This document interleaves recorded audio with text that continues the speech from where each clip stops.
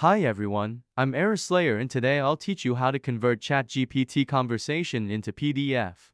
If you're ready, as the first step, open the ChatGPT website and click on the conversation you want to convert to PDF. Then click on the three dots in the upper right corner. Click Print.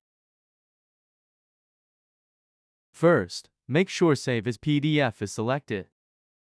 Then, you can choose whether it will be in vertical or horizontal format from the Layout section. You can also customize settings like paper size and margins by clicking More Settings. Please make sure the background graphics checkbox is checked. Once you've adjusted everything to your liking, click the Save button.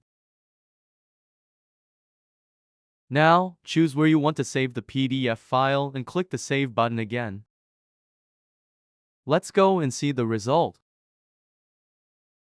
As you can see, we successfully converted a ChatGPT conversation into a PDF file.